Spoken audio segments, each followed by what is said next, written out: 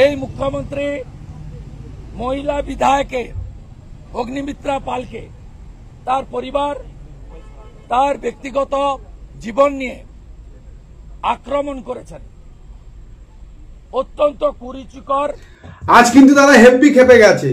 দাদা যতই বলুক না কেন don't touch my body, I am male you female, দাদা কিন্তু টালিগঞ্জের নায়িকাদের বিষয়ে একেবারে এক পায়ে খাড়া।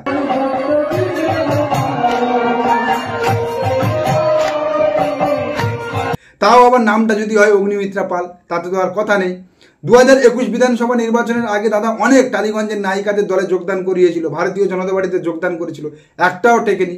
টিকে আছে কেবলমাত্র ওই অগ্নিমিত্রা পাল, যে অগ্নিমিত্রা পাল নাকি টালিগঞ্জের অনেক পরিচালককে খুশি করেছে, মানে ওই অভিনয় করে খুশি করেছে আর কি। আর সেই অগ্নিমিত্রা পালকে যদি মমতা বন্দ্যোপাধ্যায় বলে তোমার সব কীর্তিকলাপ জানি, মুখ খুলিও না, তাহলে কতটা না রাগ হয় বলুন তো। আজকের বিধানসভায় অপারেশন সিঁদুরে সেনাবাহিনীর সাফল্য নিয়ে চর্চা ছিল, সেই আলোচনা যখন চলছিল তখন মুখ্যমন্ত্রী মমতা বন্দ্যোপাধ্যায়ের বক্তব্য চলাকালীন মাঝখানে টিপ্পনি কেটে অগ্নিমিত্রা পাল বলে আপনি তো পেহেলগামের সময় বিরোধিতা করেছিলেন। মমতা বন্দ্যোপাধ্যায়ের বক্তব্যের মাঝখানে মমতা বন্দ্যোপাধ্যায় যে পেহেলগাম অ্যাটাকের পর সরকারের বিরোধিতা করেছিল, সরকারের সমালোচনা করেছিল, সেটা নিয়ে টিপ্পনি কাটে অগ্নিমিত্রা পাল। আর এই মমতা বন্দ্যোপাধ্যায়ের টিপ্পনি কাটার পর অগ্নিমিত্রা পালকে একেবারে চাঁচাছোলা ভাষায় মুখ্যমন্ত্রী জানান আপনি রাজনীতি বোঝেন না, আপনি ফ্যাশন বোঝেন, ফ্যাশন নিয়ে কথা বলুন, আপনি রাজনীতির জ্ঞান দেবেন না। মমতা বন্দ্যোপাধ্যায় তারপরে আবার তার বক্তব্য কন্টিনিউ করে, কিন্তু অগ্নিমিত্রা পাল আবার মাঝখানে টিপ্পনি কাটে। অগ্নিমিত্রা পাল বলে বারবার বলবো, 100 বার বলবো, আপনি কি করবেন? আর অগ্নিমিত্রা পালের এই মমতা বন্দ্যোপাধ্যায়ের বক্তব্যের মাঝখানে টিপ্পনি কাটাতে তীব্র ক্ষিপ্ত হয়ে যায় মমতা বন্দ্যোপাধ্যায়, এবং মমতা বন্দ্যোপাধ্যায় অগ্নিমিত্রা পালকে তার পূর্বাশ্রমের কথা স্মরণ করিয়ে দিয়ে বলে যে আপনার সমস্ত কীর্তিকলাপ আমার জানা আছে, আপনার সমস্ত কীর্তিকলাপের রেকর্ড আমার জানা আছে, আমার মুখ খোলাবেন না। আর মমতা বন্দ্যোপাধ্যায় যখন অগ্নিমিত্রা পালে তার পুরনো কেচ্চা কাহিনী অর্থাৎ টালিগঞ্জ ইন্ডাস্ট্রির কেচ্চা কাহিনীর কথা স্মরণ করিয়ে দেয়, তখন তাকে বাঁচাতে ঝাঁপিয়ে পড়ে শুভেন্দু অধিকারী, স্লোগান দিতে শুরু করে ছি মমতা ছি। আমরা উঠে দাঁড়িয়ে ছি মমতা, ছি মমতা, ছি মমতা উনার সামনে করেছি। মমতা বন্দ্যোপাধ্যায় অগ্নিমিত্রা পালের ব্যক্তিগত জীবন বা তার ব্যক্তিগত পরিসরের কথা তুললে, তার কেচ্চা কাহিনীর কথা তুললে, তখন আমাদের রাজ্যের বিরোধী দলনেতা মহিলা ভিকটিম কার্ড খেলতে শুরু করে, আমাদের রাজ্যের বিরোধী দলনেতা ছি মমতা স্লোগান দিতে শুরু করে। কিন্তু এই বিরোধী দলনেতা, আমাদের রাজ্যের বিরোধী দলনেতা শুভেন্দু অধিকারীর মুখে মমতা বন্দ্যোপাধ্যায় বা রাজ্যের একজন মহিলা মুখ্যমন্ত্রী সম্পর্কে কি ভাষা শুনুন।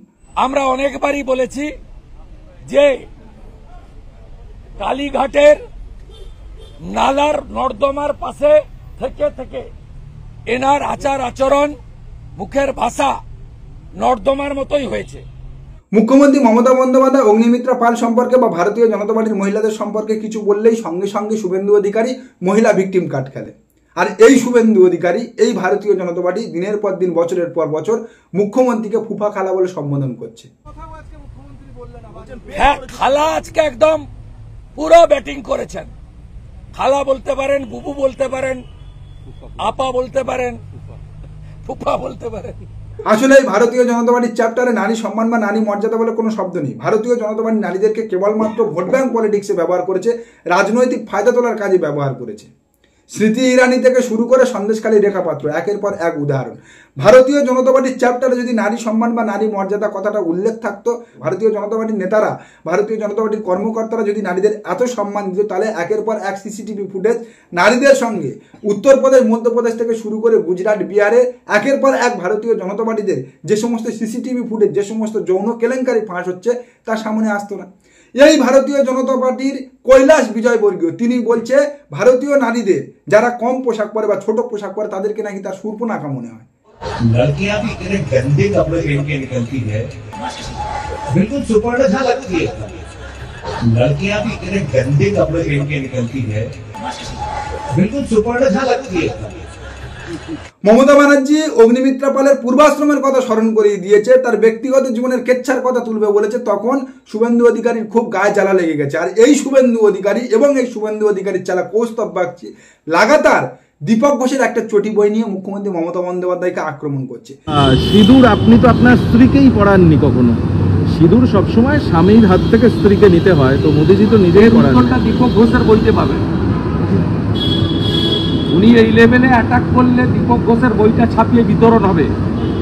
আমি ওনাকে সাবধান করছি, দীপক ঘোষের বইটা আমরা ছাপিয়ে বিতরণ করব। আর এই শুভেন্দু অধিকারী, কৈলাস বিজয়বর্গীয়, কৌস্তব বাগচি বা ওই মধ্যপ্রদেশের যে নেতা রাস্তায় কী সব করছিল, এরা তো চালা চামুন্ডে। ভারতীয় জনতা পার্টির গুরুদেব, বর্তমানে বিশ্বগুরু আমাদের ফেকুজি, তিনি মানসি সোনির সঙ্গে এক তাঁবুতে রাত কাটিয়েছিল, কচ্ছেটনে এক তাঁবুতে রাত কাটিয়েছিল।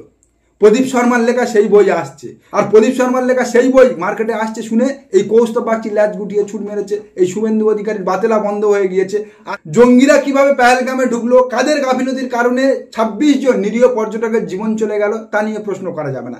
এখনো পর্যন্ত একজনও জঙ্গি কেন ধরা পড়লো না, তা নিয়ে প্রশ্ন তোলা যাবে না। কিন্তু অপারেশন সিঁদুরে সেনাবাহিনীর সাফল্য নিয়ে, সেনাবাহিনীর কৃতিত্ব নিয়ে মোদিজি গোটা দেশ জুড়ে, ভারতবর্ষ জুড়ে রাজনৈতিক ফায়দা তুলবে, রাজনৈতিক সভা করে কৃতিত্ব তুলবে, সেটা নিয়ে যদি তুমি প্রশ্ন করতে যাও তাহলে তুমি দেশদ্রোহী। ভারতীয় জনতা পার্টি খুব সুচতুরভাবে পেহেলগাম হামলার পর সর্বদলীয় বৈঠক ডেকেছিল। সর্বদলীয় বৈঠক ডেকে বিরোধী রাজনৈতিক দলগুলোর মুখ বন্ধ করে দিয়েছিল, যাতে করে এই মমতা বন্দ্যোপাধ্যায় যে প্রশ্নগুলো তুলছে, কাদের গাফিলতিতে কেন 26 জনের জীবন চলে গেল, সেটা নিয়ে আর বিরোধী রাজনৈতিক দলগুলো প্রশ্ন তুলতে না পারে। আর যখন দিল্লিতে সর্বদলীয় বৈঠক চলছে, যখন গোটা দেশ তাকিয়ে আছে পাকিস্তানকে কি সবক শেখানো হবে, পাকিস্তানের বিরুদ্ধে কি অ্যাকশন নেওয়া হবে, তখন সর্বদলীয় বৈঠকে উপস্থিত না থেকে আমাদের প্রধানমন্ত্রী বিহারের নির্বাচনী সভা থেকে পেহেলগাম নিয়ে পাকিস্তানকে হুমকি দিচ্ছে। Today, from the soil of Bihar, I say to the whole world, India will identify, track and punish every terrorist and their backers. আর অপারেশন সিঁদুরের পর বিরোধী রাজনৈতিক দলের প্রতিনিধিদের সুচতুরভাবে বিদেশে প্রতিনিধি করে পাঠিয়ে দিয়ে বিরোধী রাজনৈতিক দলগুলোর মুখে সেলোটেপ মেরে দিয়ে মোদিজি ভারতবর্ষের একের পর এক রাজ্য অপারেশন সিঁদুরের সাফল্য, সেনাবাহিনীর সাফল্যের কৃতিত্ব নিজে নিয়ে নিজের রাজনৈতিক জমি তৈরি করতে সভা সমিতি করে বেড়াচ্ছে। साथियों, ये समय पश्चिम बंगाल के लिए बहुत अहम है। ऐसे में पश्चिम बंगाल के हर नौजवान पर, आप सब पर बहुत बड़ा दायित्व है। आप सबने मिलकर के बंगाल का भविष्य तय करना है। আসলে এই ভারতীয় জনতা পার্টির কাছে দেশপ্রেমের থেকে ব্যক্তি স্বার্থ এবং রাজনৈতিক স্বার্থই বড়। কারণ এই ভারতীয় জনতা পার্টি নামক রাজনৈতিক দলটার জন্ম হয়েছিল দেশ বিরোধিতা করার জন্য, স্বাধীনতার বিরোধিতা করার জন্য, ইংরেজদের সাহায্য করার জন্য। না হলে এই ভারতীয় জনতা পার্টির গডফাদার সাবারকার তিনবার ইংরেজদের কাছে মুজলেখা দিয়ে, ইংরেজদের সাহায্য করার মুজলেখা দিয়ে আন্দামান জেল থেকে মুক্তি নেয়। এমনকি এই ভারতীয় জনতা পার্টির RSS এর নাগপুরের যে কার্যালয় আছে, সেই কার্যালয়ে আজও পর্যন্ত দেশের স্বাধীন পতাকা ওড়ে না, দেশের পতাকা স্বাধীনতা দিবস পালন করা হয় না। এই ভারতীয় জনতা পার্টি আজকের বড় বড় কথা বলছে, এই শুভেন্দু অধিকারীরা আজকে দেশপ্রেমের বাণী শোনাচ্ছে।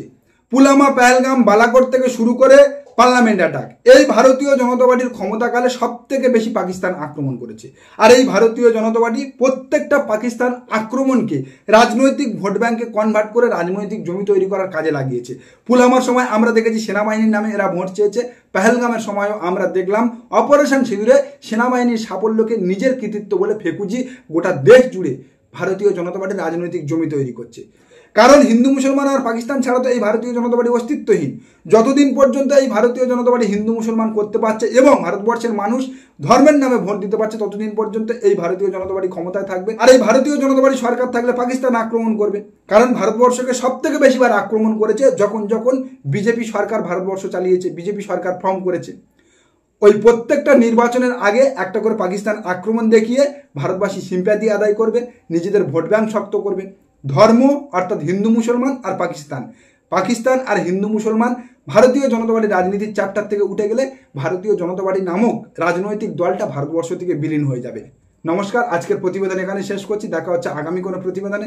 আমাদের প্রতিবেদন সম্পর্কে আপনাদের মতামত অবশ্যই জানান আমাদের কমেন্ট সেকশনে। সবাই ভালো থাকবেন।